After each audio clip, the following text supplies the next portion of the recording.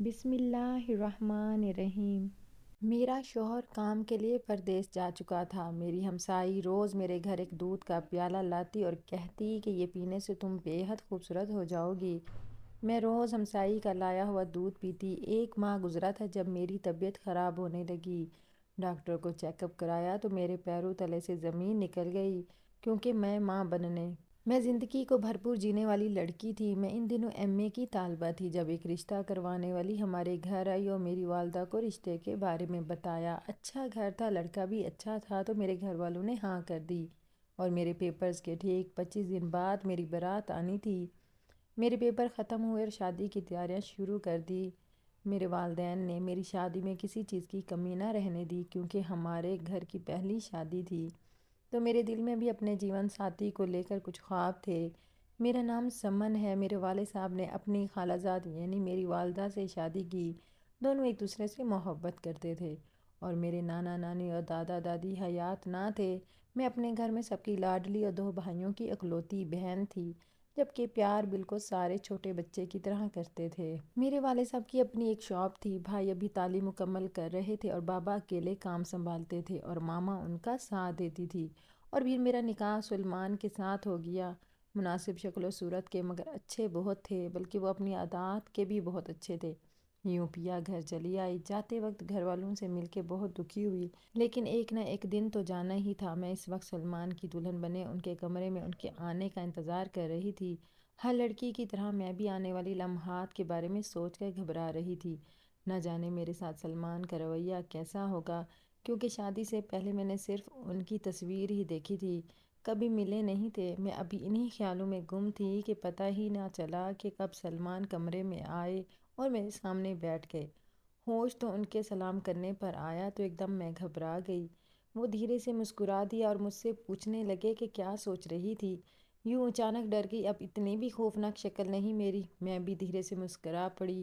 وہ مجھے اپنے بارے میں بتانے لگے، اپنی جاب، اپنے گھر والوں اور دوستوں کے بارے میں بتانے لگے اور مجھ سے بھی میری تعلیم اور گھر والوں کے بارے میں پوچھنے لگے۔ میں نے غور کیا تھا کہ ان کی زبان میں ایک مٹھاس تھی جو سامنے والے کو اپنا اسیر بنا لیتی تھی۔ انہوں نے مجھے منہ دکھائی میں ایک چین دی اور ہماری زندگی کی شروعات ہوئی۔ اگلی صبح جب میری آنکھ کھلی تو وہ کمرے میں ناشتہ لے کر داخل ہوئے تو مجھے ایک شرمندگی نے آن گھیرا کہ اتنی دیر کیسے سوئی رہی۔ پھر جلدی سے میں نے اٹھ کر منہ ہاتھ دھویا اور مل کر ناشتہ کیا۔ دوپہر کو ہمارا ولیمہ تھا اور بہت اچھے سے ہو گیا۔ میرے چہرے پر خوشی اور سکون دیکھ کر جہاں میرے گھر والے مطمئن تھے، وہاں کوئی تھا جو حسد کی آگ میں جل رہا تھا۔ پورے فنکشن میں مجھے ایسے لگا جیسے کوئی دیکھ رہا ہو، لیکن کون؟ سمجھ نہ آیا۔ جب میں نے اس بات کا ذکر نعمان سے کیا تو ہنسنے لگے اور کہنے لگے شادی پر لوگ دلہن کو نہیں دیکھیں گے تو اور کسے دیکھیں گے؟ ان کی یہ بات سن کر میں بھی خاموش ہو گئی۔ میری ساس ماشاءاللہ بہت اچھی تھی، بالکل بیٹیوں کی طرح میرا خیال رکھتی تھی۔ آج ہماری شادی کو 3 ماہ ہو گئے تھے اور میں اپنے شوہر اور ساس کے ساتھ بہت خوشگوار زندگی گزار رہی تھی۔ شادی کے شروع میں بھی مجھے کبھی لگتا جیسے کوئی مجھے اپنے بس میں کر رہا ہو۔ اکثر جب میں اکیلی لیٹی ہوتی تو مجھے اپنا سانس بند ہوتا محسوس ہوتا۔ جب میں نے یہ سب اپنی ساس کو بتایا تو وہ کہنے لگی، بیٹا تم اپنے گھر میں اپنی بہن بھائیوں کے ساتھ تھی، یا ہم 3 لوگ ہیں۔ مجھے بھی کافی حد تک یہی لگا۔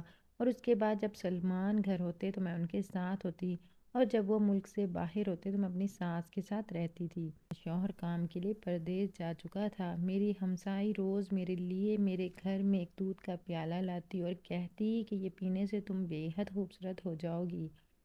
میں روز پڑوسن کا لایا ہوا دودھ پیتی۔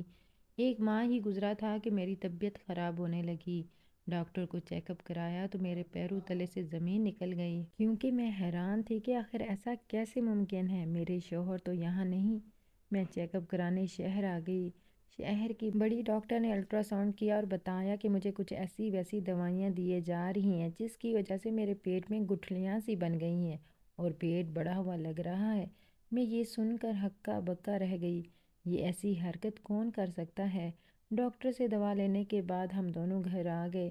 سارا راستہ میں نے خاموشی سے کاٹا اور روتے ہوئے گھر آئی، جبکہ میری ساس مجھے دلاسے دیتی رہی۔ ادھر جب میں گھر پہنچی تو وہیں پڑوسن میرے لیے دودھ کا پیالہ لے کر آئی اور پیار سے کہنے لگی، سمن تمہاری طبیعت کا سنا تو سوچا تمہارے لیے دودھ لے جاؤں، تمہیں پسند ہے نا؟ پچھلے 1 ماہ سے جانتی ہوں اس کی ایک ماں والی بات سن کے دماغ میں دھماکہ ہوا کہ ایک ماں میں یہ دوائی ملا دودھ پلا رہی تھی، تو میں نے ایک جھٹکے سے وہیں پیالہ زمین پر دے مارا اور اسے جھنجھوڑ کر پوچھنے لگی کہ آخر کیوں کیا اس نے ایسا۔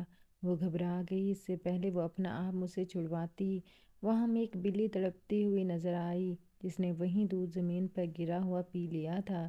یہ سب دیکھ کر میں اور میری ساس تو پریشان ہو گئے کہ یہ کیا ماجرا ہے۔ اس سے پہلے کہ وہ بشریٰ نامی پڑوسن بھاگتی، ہم دونوں ساس بہو نے اس کو پکڑ لیا اور اس سے پوچھا تو اس نے بتایا کہ میرے شوہر سلمان کو پسند کرتی ہے اور اس سے شادی کرنا چاہتی تھی، لیکن ناکام ہوئی، اس لیے اس نے وہیں سمن پر جادو کروانا شروع کیا۔ پہلی پہل سمن نے سانس بند ہو جانا تھا، پھر اس نے دودھ میں تویز ملا کے پلانا شروع کیا۔ سمن نے کئی دفعہ کہا کہ دودھ کا ذائقہ عجیب ہے، تو اس کا کہنا تھا کہ یہ خالص ہے، اس لیے ایسا ہے، اور اس دودھ سے سمن تو نہ مری لیکن اس کا کردار داغ داغ ہوتے ہوتے بچا، اور آج بھی دودھ لائی تھی تاکہ سمن کھائے اور اس کا کام آسان ہو جائے، مگر میں بچ گئی۔ میرے اللہ نے مجھے بچا لیا اس کے شر سے۔ اس سے پہلے میں اور میری ساس اسے پکڑتی وہ مجھے گرا کے چلی گئی۔ میں اور میری ساس اس کے پیچھے بھاگے، مگر وہ پاگلوں کی طرح گھر سے بھاگتے ہوئے سامنے آنے والے ٹرک کو نہ دیکھ سکی اور اپنی جان گنوا بیٹھی۔ حسد کی آگ میں خود ہی جل گئی۔ جب یہ ساری باتیں میرے شوہر کو پتہ چلی تو وہ بہت خفا ہوئے اور میرے اور میری ساس کے ویزے لگوائے اور ہمیشہ کے لیے ہمیں اپنے ساتھ لے گئے۔